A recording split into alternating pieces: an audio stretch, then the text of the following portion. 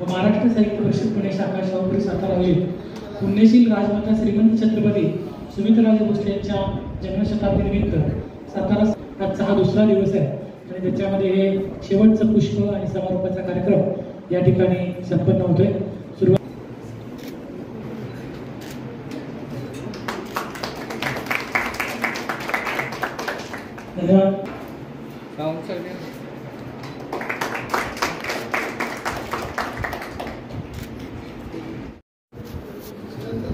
महाराष्ट्र राज्य साहित्य आणि संस्कृती मंडळ मुंबई, महाराष्ट्र साहित्य परिषद पुणे शाखा शाहूपुरी यांच्या संयुक्त विद्यमाने होत असलेल्या 2 दिवसीय सातारा साहित्य संमेलनाच्या समारोपाकडे आज आपण आलेलो आहोत.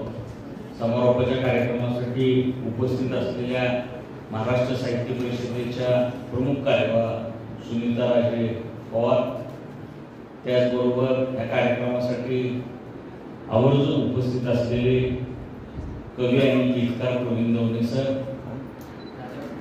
आमचे मार्गदर्शक आणि महाराष्ट्र साहित्य परिषदेचे सातारा जिल्हा प्रतिनिधी रवींद्र बेडखेड सर, व्यासपीठावर उपस्थित असलेले आमचे मार्गदर्शक किशोर बेडखेड, डॉक्टर राजेंद्र माने, श्री चिटणीस, शाहूपुरी शाखेचे कार्याध्यक्ष नंदकुमार सावंत आणि शाहूपुरी शाखेचे सर्व कार्यकारिणी सदस्य, सभासद, पुढे बसलेले सगळे मान्यवर, रसिक श्रोते. महाराष्ट्र साहित्य परिषद शाखा शाहूपुरीने एकदा हे 4थं सातारा साहित्य संमेलन आयोजित केलेलं आहे. कोरोनाच्या कालखंडात सातारा साहित्य संमेलन आयोजित करण्याची एक शृंखला तुटलेली होती, ती पुन्हा या संमेलनाच्या रूपाने ती जोडता आलेली आहे. पुण्यशील सुमित्राराजे भोसले राजमाता यांच्या जन्मशताब्दीला अर्पण केलेलं हे साहित्य संमेलन आहे. उद्घाटनाच्या कार्यक्रमात मी सुमित्राराजे यांच्याविषयी बोललो की ब्रिटिशांच्या सत्तेच्या कालखंडानंतर राजघराण्याचा जो आव आहे, शान आहे, वाढवण्याचं काम राजमाता सुमित्राराजे भोसले यांनी केलेलं आहे.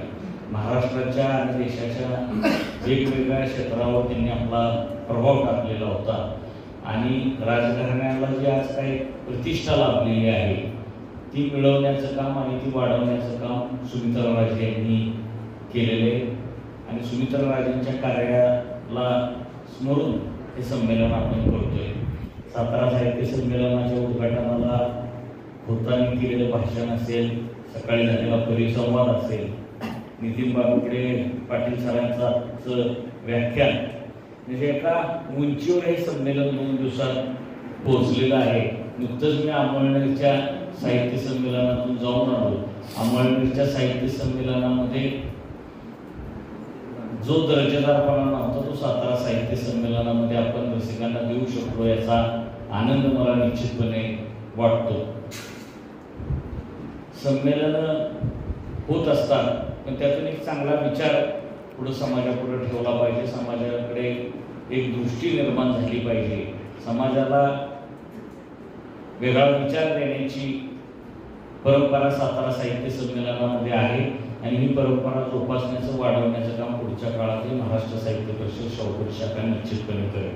हे संमेलन यशस्वी होण्यामध्ये रवींद्र बेडखेड यांनी महाराष्ट्र राज्य साहित्य संस्कृती मंडळाच्या वतीने केलेलं सहकार्य अतिशय महत्त्वाचं आहे.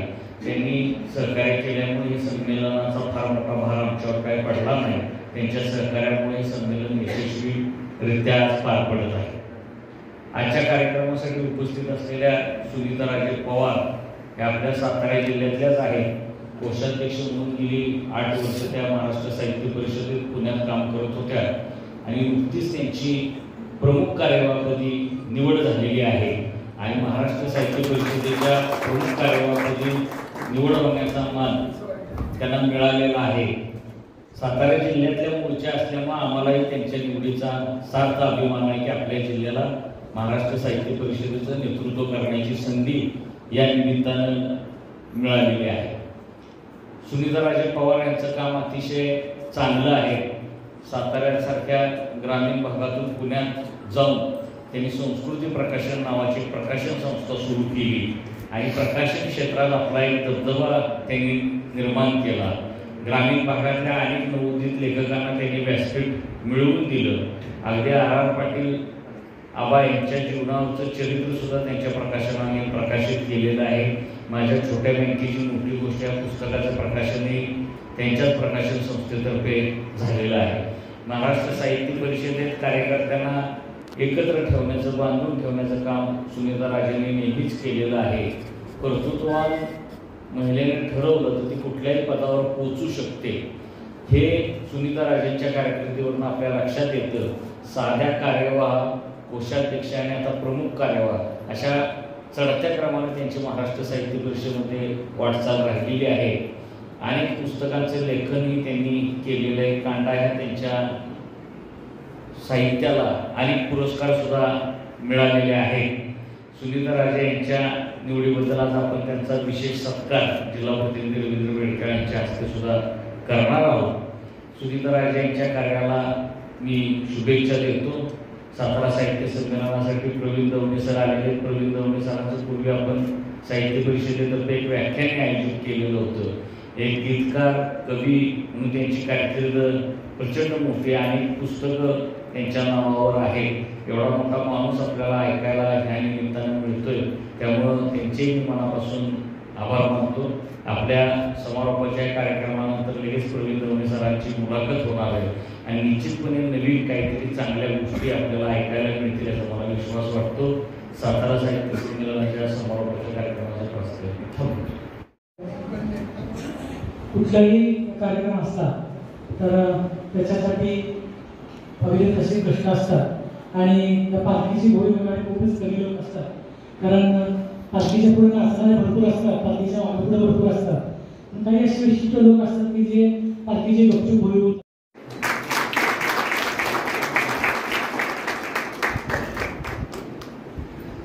त्याचप्रमाणे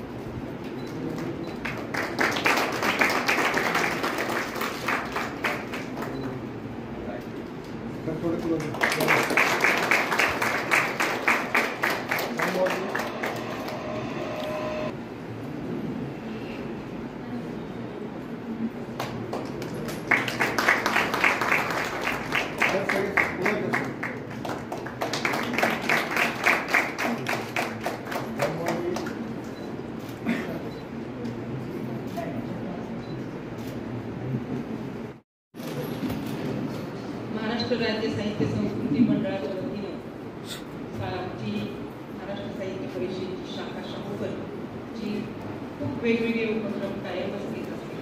त्यांनी आजचं संमेलन आयोजित केले आणि ज्यांनी आपल्या महाराष्ट्राची मान उंचावली त्या पुण्यशील राजमाता सुमित्राराजे भोसले यांच्या जन्मशताब्दी वर्षानिमित्त हे संमेलन होत आहे आणि आपल्या सगळ्यांना याचा मनोमन आनंद आहे. आता व्यासपीठावर दवणे सर आहेत, ज्यांनी माझा सत्कार केला ते बेडखळ सर आहेत. आपले विनोद कुलकर्णी आहेत, जिल्हा प्रतिनिधी आणि अखिल भारतीय साहित्य महामंडळाचे विश्वकोश प्रतिनिधी. त्यांनी आता माझ्याबद्दल आपल्याला काही माहिती सांगितली. आमचे चिटणीस आहेत, राजेंद्र माने आहेत, किशोर बेडके आहेत, शाखेचे सर्व लोक आहेत, गुजराती बँकेचे आणि जनता बँकेचे काही लोक आहेत आणि दुपारची वेळ असूनही इतक्या मोठ्या संख्येने आपण सगळेजण आलात. मला खूप आनंद वाटतो. आपल्या सातारा जिल्ह्याचा अभिमानही खूप वाटतो. कारण या शहरामध्ये, या जिल्ह्यामध्ये एवढी मोठी सांस्कृतिक परंपरा आहे आणि त्या परंपरेला साजेसं वातावरण निर्माण करण्यामध्ये शाहूपुरी शाखा आणि ही जी सगळी साहित्यिक मंडळी आहेत यांनी जे योगदान आजकाल हे देत आहेत आणि दिलेलं आहे ते फार महत्त्वपूर्ण आहे. शाहूपुरी शाखेचे तर किती उपक्रम, म्हणजे महाराष्ट्र साहित्य परिषद ही संस्था आता 118 वर्षांची आहे, पण या शाखेला समांतर वाटावं एवढं मोठं काम शाहूपुरी शाखा करते. म्हणजे 1 लाख पत्र अभिजात भाषेसाठी देणं, दिल्लीमध्ये जाऊन धरणं आंदोलन करणं किंवा आता मर्डेकरांचं स्मारक करणं, ही जी काही मोठी कामं या शाखेकडून घडली ती कामं ही महाराष्ट्र साहित्य परिषदेच्या इतिहासामध्ये नोंदवली जाते. मुख्य साहित्य परिषदेच्या जो काही वाङ्मय खंडाचा इतिहास जो पुढे लिहिला जाईल, वाङ्मयाचा इतिहास, त्यामध्ये त्याची नोंद घेतली जाईल.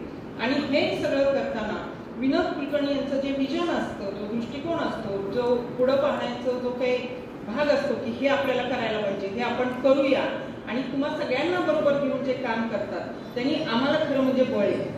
मी ग्रामीण भागातून पुसेगावसारख्या खेड्यातून गेले. माझं लग्न झालं तेव्हा मी फक्त 11वी झालेले होते आणि कला वाणिज्याला माझी 12वी झाली. एक्सटर्नलच झाली असं म्हटलं तरी चालेल, पण त्यानंतर मी एक्सटर्नल माझं शिक्षण पूर्ण केलं. मी या क्षेत्रात आले आणि म्हणजे खेडेगावातल्या गृहिणीला जेवढं समजतं साहित्याचं तेवढी समज घेऊन मी या क्षेत्रामध्ये आले आणि त्यानंतरचा माझा जो प्रवास आहे त्यामध्ये अनेक दृश्य अदृश्य हात यांनी मला आधार दिला, प्रेरणा दिल्या. जे माझे आदर्श झाले त्या सगळ्यामध्ये सगळ्यात महत्त्वाचा वाटा हा आपल्या सातारा जिल्ह्याचा होता. सातारा जिल्ह्यात सातारा ग्रंथ महोत्सवात ज्या वेळी मी स्टॉल लावले आणि मला जी मंडळी भेटली त्यांच्या डोळ्यामध्ये जो मला अपार आनंद दिसायचा, अभिमान दिसायचा, त्यांनी तुम्हाला काम करण्याची प्रेरणा मिळते. कुणीतरी लागतं तुम्हाला, तुम्ही चांगलं करता आहात असं म्हणणार आणि त्या व्यक्ती जर आपल्या जवळच्या असतील, आपल्या जिल्ह्यातले असतील, आपल्या गावातले असतील तर तो आनंद खूप मोठा असतो आणि तो सगळा आनंद मला या सगळ्या मंडळींनी कायमच दिला, या जिल्ह्याने दिला. म्हणून मी हे आता इथपर्यंत जाऊ शकले. विनोद कुलकर्णी यांचं तर योगदान माझ्या सगळ्याच यशामध्ये साहित्य परिषदेत खूप मोठं आहे. आणि एक महत्त्वाची गोष्ट मी मगाशी चिटणीस सरांना पण सांगितली की सातारा जिल्ह्यातले सगळे साहित्यिक एक दिलानं एक जुटीनं काम करतात आणि ही खूप महत्त्वाची गोष्ट आहे. कारण जर तुमच्यामध्ये गटातटाचं राजकारण तयार झालं तर ते आपल्याला कायमच मागे खेचत राहतं. तर आपल्या जिल्ह्यामध्ये इतकं चांगलं काम चाललेलं असतं आणि आजचं संमेलन सुद्धा सकाळचा जो काही कार्यक्रम झाला किंवा नितीन बांडोळे पाटील तर छानच बोलतात, आता दवणे सर आहेत, काल कृष्णात होत होते. म्हणजे आम्ही जे आता अमळनेरच्या संमेलनाच्या बातम्या तुम्ही सगळ्यांनी वाचल्या असतील, नाही म्हटलं तरी संमेलन फारसं आशादायी नव्हतं. अशाच बातम्या तुम्हाला सगळ्यांना वाचायला मिळाल्या असतील. तर एक मतानं मीटिंगमध्ये निर्णय घेण्यात आला की इतकी वर्ष जे काम सगळ्या साहित्य परिषदा असतील, साहित्य संघ असतील, महामंडळ असेल, त्यांनी आजपर्यंत जे काही काम केलं खेड्यापाड्यात जाऊन किंवा जी ते छोटी छोटी संमेलनं आजपर्यंत घेतली असतील त्या संमेलनाच्या माध्यमातून, तर आता साहित्य म्हणजे काय, लेखक कसा बनतो वगैरे हे काही कुणाला सांगायची गरज नाही. प्रतिभेचे अंकुर कुठेही असतात आणि ते उगवतातच. काल जे कृष्णात तिथं आले त्यांची जी रिंगाण नावाची कादंबरी आहे, अमळनेरकडून आल्यानंतर रात्री एवढं झोपून आल्यानंतर मी रात्री 2 वाजेपर्यंत ती कादंबरी वाचली. म्हणजे त्यामध्ये मांडलेलं जे वास्तव आहे रिंगांचं किंवा जे वेगवेगळे विषय घेऊन आपले ग्रामीण भागातले लेखक येत आहेत, हे वास्तव, हे जगणं आणि हा आपल्या समाज मनाचा जो काही आंदोलनाचा जो भाग आहे हा कुठल्याही नागरी लेखकाच्या मध्ये येत नाही. कारण तो स्वतः ते जगणं जगतच नाही, त्याला हे सगळे विषय माहीतच नाही. म्हणजे रिंगाणमध्ये की एखादी भाकड सोडली जाते आपल्याबरोबर नेणं शक्य नाही आणि ती आपल्या कादंबरीची नायिका असू शकते. ही खूप मोठी गोष्ट आहे की म्हैशीवर एखादी कादंबरी आली आणि तिथे सोडल्यानंतर तिच्यामध्ये जे काही रानटीपण आलेलं आहे, जे काही जंगलीपण आलेलं आहे त्याचं चित्रण त्या कादंबरीमध्ये आहे. सांगितलं ते खरं आहे की महाराष्ट्रामध्ये एक सात्विक व्यक्तिमत्व म्हणून राजमाता सुमित्राजी भोसले यांचं मोठं योगदान आहे. तसंच एका अर्थानं सातारची गादी ही म्हणजे आपल्याला माहिती आहे की शाहू महाराजांनी जाता जाता सरदारगडामध्ये प्रबोधनकार ठाकरे यांना बोलावून घेतलं आणि त्यांच्याकडून वचन घेतलं की सातारचे थोरले प्रतापसाहेब महाराज आणि रंगोबापूजी यांचं चरित्र तुम्ही लिहिलं पाहिजे. आणि पुढे 20 वर्ष प्रबोधनकार ठाकरे यांनी अभ्यास करून वेगळी माहिती गोळा करून जी काही पुस्तकं तयार झाली, जी काही चरित्र लिहिली गेली, त्याच्यामुळं सातारचे थोरले प्रतापसाहेब महाराज आणि रंगोबापूजी या दोघांचंही स्वातंत्र्य लढ्यातलं योगदान असेल, सातारच्या संदर्भातलं असेल, हे सगळं नुसतं देशापुढे आलं नाही तर सगळ्या जगापुढे आलं. म्हणजे एका 10 बाय 10च्या खोलीत राहणारे कुटुंब, परंतु घरात कवीची पार्श्वभूमी नाही, लेखकाची पार्श्वभूमी नाही, अशा वेळेला शाळेतून मराठी भाषेच्या शिक्षकांनी त्यांना मराठी भाषेची लावलेली गोडी, कविता असेल, लेखन असेल, आणि त्याचबरोबर दुसऱ्या बाजूने वडिलांनी त्यांना हाताला धरून वेगवेगळ्या कार्यक्रमाला नेणं, भजनाला नेणं, हे सगळं त्यांच्या आयुष्याला कलाटणी देणारं ठरलं. आणि आज ते मराठी भाषेची जी सेवा करत आहे ती फार महत्त्वाची आहे. जे लेखक, कवी, नाटककार, कादंबरीकार, कथाकार, आणि त्याहीपेक्षा कवितेचा गीतामध्ये झालेला प्रवास हा अतिशय महत्त्वाचा आहे. गीतकार म्हणून त्यांना कुणाची संगत लागली नाही असं नाही.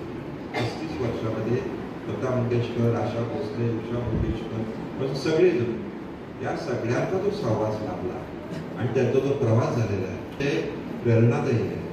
आणि आज महाराष्ट्रभर ते देशातले मराठी माणूस सगळीकडे त्यांना जो बोलावतो आणि मराठी भाषेच्या वृद्धीसाठी ते जे बोलतात त्यामुळे जे काही संचित घरी घेऊन जातो ते फार महत्त्वाचं आहे. मी त्यांना अशी विनंती करणार आहे की तुमचा जो हा प्रवास आहे कवितेपासून गीतकारापर्यंत आणि मराठी भाषा जी तुम्ही समृद्ध करता त्याच्याबद्दल आपण काय चिटणीस साहेबांनी प्रस्तावित केलेलंच आहे. दवणे हे असं व्यक्तिमत्व आहे की आम्ही कमी बोलेल आणि त्यांनी जास्त बोलावं, कारण नुसतं लढ उलगडून देण्याचं काम फक्त आम्ही दोघंही करणार आहे. जास्तीत जास्त त्यांनी बोललेलं आपल्याला ऐकायचं आहे. आम्ही म्हणजे ताटात जसं मीठ असलं तेवढ्यापुरतंच आम्ही संचालक राहणार आहे अगोदर सांगतो.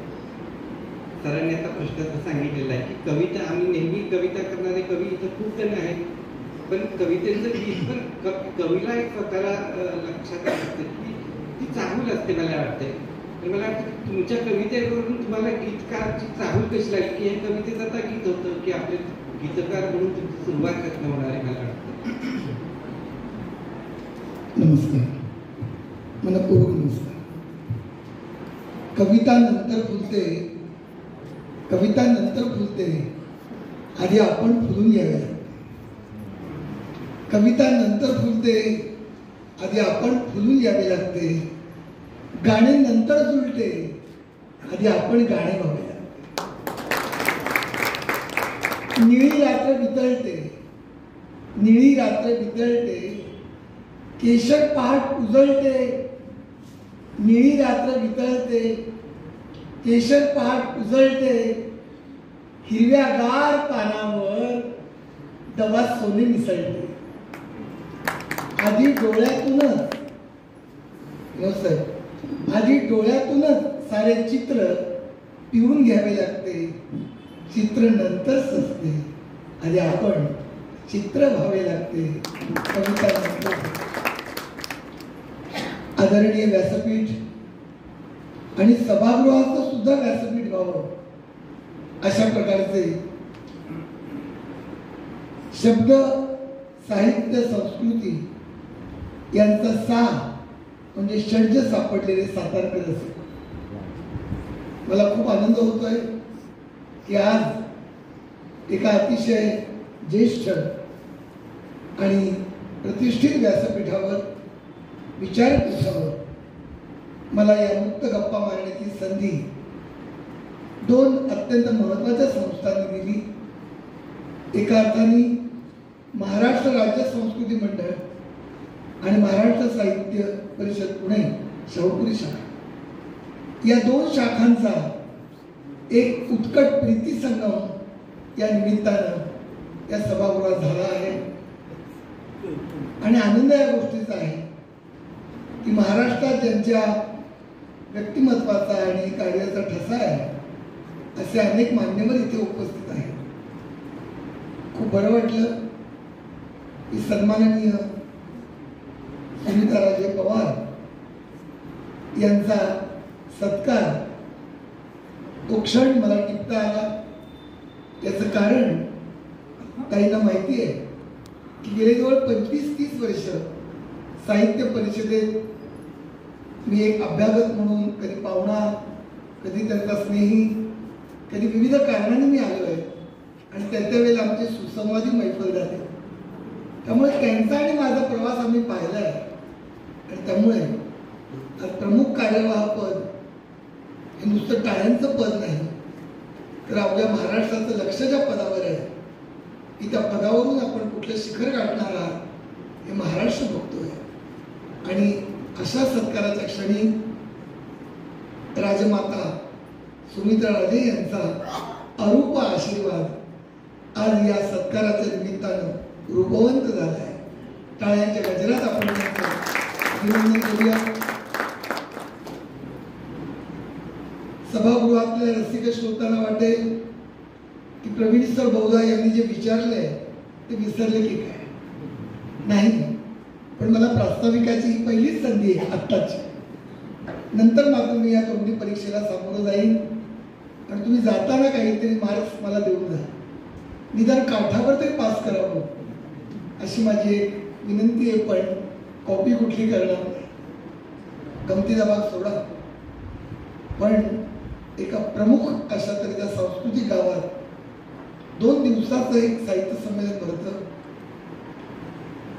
श्री चिटणीस साहेब, मला सुरुवातीला मुद्दाम सांगायचंय, एक शब्द साधक म्हणून सांगायचंय की अनेकदा प्रचंड मोठ्या साहित्य संमेलनातून जे निसटतं आणि जे अपेक्षित असतं ते अशा तऱ्हेच्या टुमदार गावातल्या रेखीव संमेलनात सापडतं. याची परिस्थिती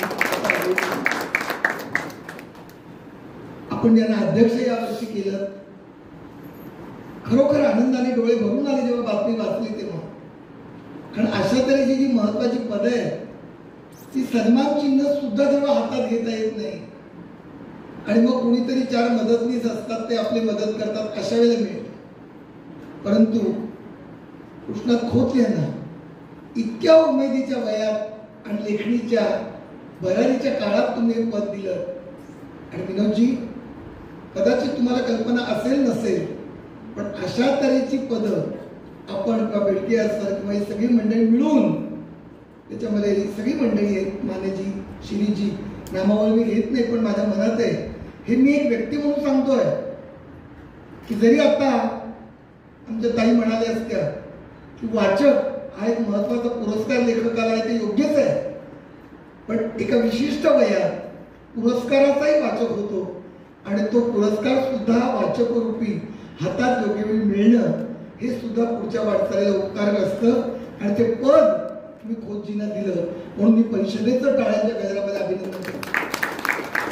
पुढे त्यांच्या वाटचालीला तुम्ही दिलेलं अध्यक्षपद वेगळ्या प्रकारची झळाळी आणणार आहे हे मी या नंतरलेल्या व्यासपीठावर सांगतो. आता हे प्रास्ताविक थोडं जरी लावलेलं असलं, कदाचित ते प्राध्यापकीय गुणाचा भाग वाटलं तरी पण मित्र हो, आज पहिल्यांदाच बोलतोय इथे, ते आवश्यक आहे.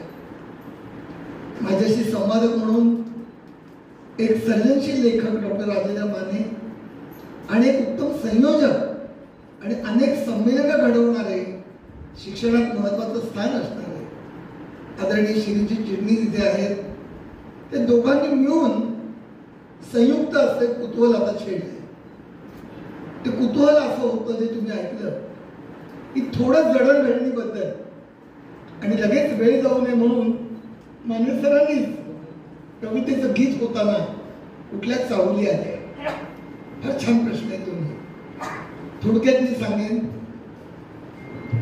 की सगळ्यात माझं भाग्य आहे की शब्द संस्कृती असलेल्या घरात माझा जन्म झाला.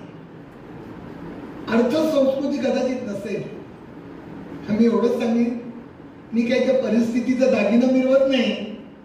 पण मित्र हो, इकॉनॉमिकली बॅकवर्ड नावाची एक वेगळी श्रेणी त्या काळात होती, EBC, आणि त्याला 1200 रुपये वर्षाला ज्याच्या वडिलांचा पगार आहे त्याला शिष्यवृत्ती मिळायची. पण माझ्या वडिलांचा 1250 असल्यामुळे मला ती मिळत नव्हती. गेले EBCच्या पुढे. अशा काळात आई वडिलांनी जे श्रीमंत घर मला दिलं, सर त्या श्रीमंतीबद्दल काय सांगू. माझे काका एकदा माझ्या वडिलांना म्हणाले माझ्या समोर, तुम्हाला आवडेल शिरीष सर. काका म्हणाले माझ्या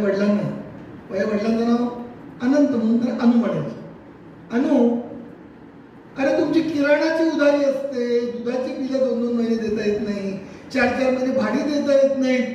प्रवीणला ही लायब्ररी का लावून दिली? त्याचे 4-5 रुपये उगाचच जातात ना. आदरणीय पवार ते काय सांगू, माझ्या वडिलांनी जे उत्तर दिलं ते कानावर कैलास लेण्यासारखं बोललं. वडिलांनी उत्तर दिलं काकाला, दत्ता काका, अरे किराणा यादीमुळे कदाचित तो आज जगेल, पण लायब्ररीमुळे, ग्रंथालयामुळे तो भविष्यात कायमच जगेल हे लक्षात. हे वाक्य कदाचित आज व्यासपीठाचं सजवलेलं वाटेल, परंतु जेव्हा वडील ते बोलले तेव्हा डोळे भरून आले. खरं म्हणजे मित्रमैत्रिणींनो, आई वडील जेव्हा विश्वास बाळगतात तेव्हा तो एक जबाबदारीचा दागिना होऊन बसतो आणि तो जपायला लागतो. सर, आज मला खूप भाग्य वाटतं, प्रत्यक्षात ते दोघे आज नाही, पण तरी सुद्धा मला वाटतं की ते माझ्या मागे सावलीप्रमाणे. त्याचं कारण त्या 4 पायऱ्या चढताना प्रत्येक पायरी चढायला 10 वर्ष लागले. 40 वर्ष हा प्रवास सुरू झालाय. याची सुरुवात मात्र त्या ग्रंथालयाच्या पायरीने झाली. आणि मग पहिलं लेखन सुरू झालं. त्या लेखनाच्या काळात माझ्या असं लक्षात आलं की आपल्या कवितेमध्ये एक लय येते, एक ताल येतोय. का बरं येतोय? डॉक्टर माने सर, आज कदाचित लय ताले शब्द गेले असतील, मी ते पाठांतरित पोपटासारखा बोलत असेल, पण माहिती नसताना ती लय पेरली गेली. याचं कारण त्या काळातल्या सगळ्याच शाळा, स्कूल नव्हे, सगळ्या शाळा मुलांच्या मनात साहित्यिक पेरत असत, कवी पेरत असत. त्यावेळेची स्नेहसंमेलनं हे रेकॉर्ड डान्स दर्शन नव्हतं, विविध गुणवत्तेचं प्रदर्शन करणारं ते दर्शन असायचं. आणि प्रमुख वक्ते कोण असायचे? प्रमुख वक्ते कधी कविश्रेष्ठ कुसुमाग्रज, कधी बाबा बोरकर, कधी पुरुषोत्तम भास्कर भावे, कधी एक सामाजिक विद्यापीठ सांगणारे नारायण सुर्वे. हे सगळे प्रमुख वक्ते म्हणून यायचे आणि ते नुसते बोलत नसत. मित्रमैत्रिणींनो, त्यांचं बोलणं म्हणजे प्रत्येक वाक्य सुभाषित असतं. सुभाषित पेरावी लागत नाही, जगण्यातून ती भाषित होतात, त्याला सुभाषित म्हणतात. आणि मग बोरकरांची कविता ऐकत ऐकत, गुणगुणणं ऐकत ऐकत, त्यांच्या शालीचं टोक माझ्या हातात आहे याचा आनंद घेत घेत माझी कविता फुलत गेली. दारावर वासुदेवासारखे लोककलावंत यायचे आणि रामाच्या पारी, देवाच्या दारी, सूर्याचा दिवा जागतोय हो, अशी डमरू वाजवत गाणी म्हणायची, मोरपिस लावलेली. औरंगाबाद सारख्या गावामध्ये बालपण गेलं, आता संभाजीनगर, साध्यावर दळता दळता त्यातून ओघळणाऱ्या पिठात तिथल्या त्या ग्रामीण स्त्रीची विद्या मिसळून ते माझं विद्यापीठ व्हायचं. आणि मग तेव्हा जाणवलं नाही, इथल्या पालकांना, इथल्या समृद्ध शिक्षकांना मला सांगायचंय, संस्कार होत असताना जाणवत नाही, उगवल्यावर कळतं. जसं कडधान्य पाण्यामध्ये टाकलं की पाण्यामध्ये टाकल्यावर नाही कळत लगेच, पण 2 दिवसांनी कळतं. एक अंकुर आकाशाला हस्तांदोलन करून म्हणतो, हॅलो, मी आलोय. त्याप्रमाणे हे जे साहित्याचे संस्कार आहेत, हे ग्रंथांचे, वाचनाचं जे पर्यावरण आहे, ते कधी फुकट जात नाही. आणि म्हणून घरातल्या आरत्या असतील, एकच सांगतो या उत्तराच्या समारोपात, जास्त लांबायला नको म्हणून. आमच्या घरामध्ये असा एक रेडिओ होता जो त्या काळात तुमच्याही घरात असेल, तुमच्या घरात तो नंतर आला असेल, पण वडिलांच्या काळात तुमच्या असेल आणि तुमच्या अनेकांच्या असेल. तो रेडिओ कसा होता माहितीये? तो पुढून नाही सुरू व्हायचा, तो मागून सुरू व्हायचा. तो तिरका करायचा आणि आतून ते चाक फिरवायचं आणि स्टेशन ऍडजस्ट करायचं. मला कोणतरी, माझ्या वडिलांना कोणतरी विचारलं, सापडला कुठे हा भिकार रेडिओ? पण वडिलांचं उत्तर मात्र ठाण्यामध्ये असून पुणे होतं. वडिलांनी सांगितलं पानशिवच्या पुरात. आणि आज मी सांगते त्यातलं पुरातलं पाणी त्याच्यात किती गेलं माहिती नाही, पण गाण्यांचा पूर मात्र त्यांनी दिला. जीवन मित्रांनो, त्यावेळेची हिंदी गाणी असोत, मराठी भावगीतं असोत, मग गदिमांचं गीत रामायण असेल, शांताबाईंची गीतं असतील, ही सगळी गाणी, आरती प्रभूंच्या कविता असतील, सुरेश भटांची कितीतरी यादी वाढेल. श्रीजी, जेव्हा ती गाणी लागायची तेव्हा आई आणि वडील म्हणायचे, गाणी नुसती ऐकू नकोस, गाणी बघ. सर मला कळायचं नाही की गाणी बघायची कशी. गाणी ऐकायची असतात ना, पण ते जेव्हा म्हणायचे की अरे वसंत वैभव गाते कोकिल, बालस्वरांनी करून किलबिल, एवढ नुसती ऐकायची नाही, तो कोकिल पाहायला पाहिजे. आज तरी पुढची ओळ अशी होती, वणवा धुमसे अंगांगातून, वणवा धुमसे अंगांगातून, वीज माळिली मी केसातून. कवी असल्यामुळे गीतामध्ये कविताही इथेच टाळता नाही, पण मुखडा त्यांना आवडला. आणि पुढे मी लिहिलं होतं ताई की वणवा धुमसे अंगांगातून, वीज माळली मी केसांतून, वीज माळली मी केसांतून. पुढची ओळ ऐका, ठिणग्यांच्या या पावसातून, ठिणग्यांच्या या पावसातून गारव्यात पोचवा, आगीचा बंब तुम्ही बोलवा, आगीचा बंब तुम्ही बोलवा, आगीचा बंब. ते गाणं पुढे उत्तरा केळकरांनी गायलं, आशा भोसले गायला येणार होत्या, पण त्यांना अचानक एक वेगळं काही काम निघालं. थोडा मी नाराज झालो, पण उत्तराबाईंनी तितक्याच समर्थ स्वरात ते गायलं. माया जाधव यांनी नुसतं केलं ठकास माट. पुढे तो पुण्याचे विजय आणि अनेक चित्रपटगृहात रौप्य महोत्सवी चित्रपट ठरला. आणि ठकास माट या चित्रपटानंतर दे दणादण, थरथराट, धडाकेबाज, झपाटलेला, आम्ही सातपुते, ते अगदी आत्ताचा आयडियाची कल्पना, सिंधुताई सपकाळ, अशी 150 चित्रपटाची रान या प्रवीणच्या मागे लागली. प्रत्येक गीतकाराला वाटत असतं जवळेसर की आपलं गीत दिदींनी गायलं पाहिजे, किंवा ते स्वप्न असतं प्रत्येक गीतकाराचं की ज्यावेळी दिदी त्यांचे गीत गातील तेव्हा त्यांच्या आयुष्याची सार्थकता असते. लिखित प्रत्येकाचं स्वप्न असतं. मला आवडेल ऐकायला की ती प्रतीक्षा तुम्हाला किती दिवस करायची. डॉक्टर माने, तुम्ही प्रश्न असे विचारताय की मी अधिक बोललो तर माझा दोष नाही, पण मी तितक्यात थोडक्यात उत्तर द्यायचा प्रयत्न करतो, मला क्षमा करा. आणि इतक्या वर्ष व्यासपीठावर बोलूनही अशा प्रश्नानंतर थोडं वेगळं व्हायला होतं. कारण प्रत्येक कवीला, गीतकाराला वाटतं की दिदींचा स्वर लावा. स्वर जाऊ द्या हो, दुरून जरी लता दिदीनं पाहिलं तरी सार्थक व्हावं, असे ध्रुव तारा व्यक्तिमत्व आपण पाहिलं. असो,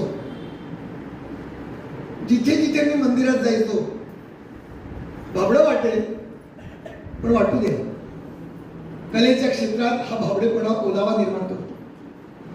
भामटा असण्यापेक्षा भाबडं बरं. तो वारकऱ्यांचा भाबडेपणा आहे, तो माझ्या आहे. मी एकच आईजवळ प्रार्थना करतो, माझ्या आई एकच आशीर्वाद दे.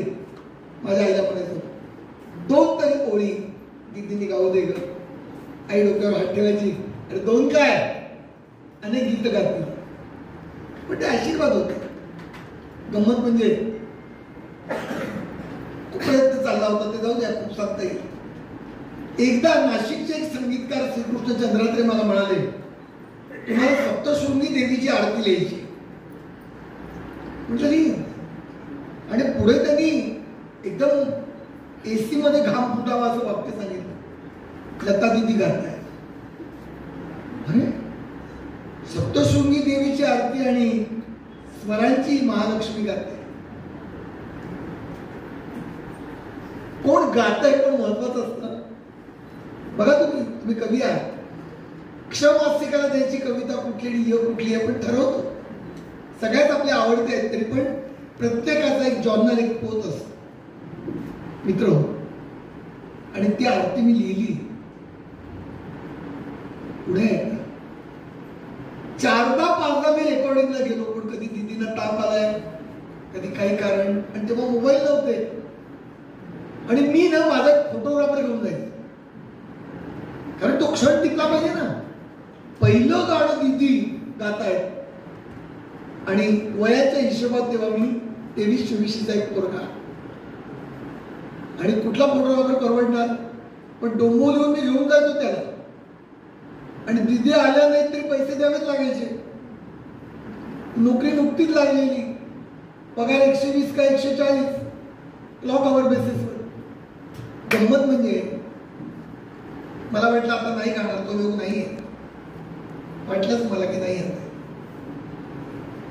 एकदा संध्याकाळी एका संगीतकार मित्राच्या लग्नाला माझ्या हातातल्या आईस्क्रीमचं जे काही एक प्लेट होती ताट, ती वितळली पटकन झटकन. का माहितीये? तो पटकन म्हणाला, प्रवीण सकाळी तू बॉम्बे लॅबमध्ये का नाही आलास? म्हटलं का बॉम्बे लॅबमध्ये काय होतं? तुझी आरती लता दीदीनी गायली आणि त्यांना ती इतकी आवडली की कवी कुठे आहे मला बघायचे. काय वाटलं की पहिल्याच बंदीमुद्रणाला मला कळलंच नाही, कारण अड्डाव्या तर गेल्या नाहीत, मोबाईल नव्हते, फोनवर कुठेतरी शेजारी कळवायचे. शेजारचे किती वेळा फोन देणार ताई हो, ती स्थिती बघा. आज सगळ्या कथा झाल्या या व्यथेच्या, पुढे कदाचित दंतकथा होती मित्र. आणि मी जेव्हा लोकलमध्ये बसून डोळ्यात पाणी आणून एकीकडे आनंद की दिदी गायल्या आणि दुसरीकडे मला त्या गाताना नाही बघता, पण मी असा अर्थ घेतला मी की उत्कट सुखाचा कधीही फोटो काढता येत नाही. हेच माझं आपल्या अनेकांचा अनुभव असेल. हे मी सांगतोय ना, तुम्ही आमचे काढाल, तुमचे वातावरणाचे फोटो काढाल, पण तुम्ही आयुष्यात वळून पहा. कितीतरी वेळा तुम्हाला असं झालं असेल की आत्ता पाहिजे होता कॅमेरा, नव्हता. आठवून पहा.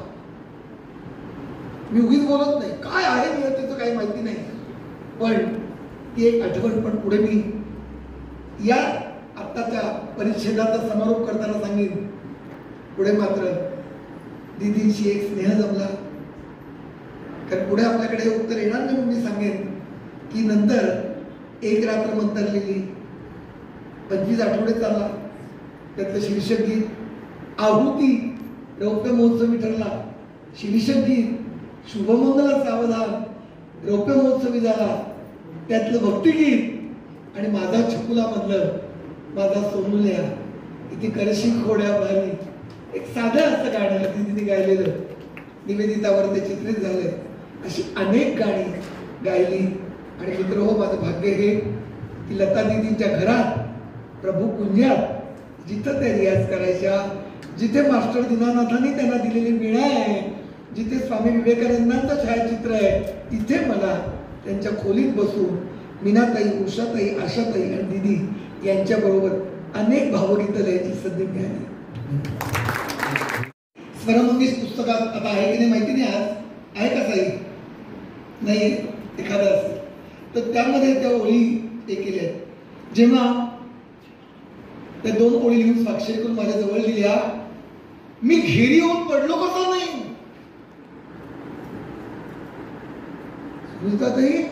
जे मला सांगायचं होतं की या ओळी पाहिजेत त्या मी न सांगता वर लिहिल्या होत्या.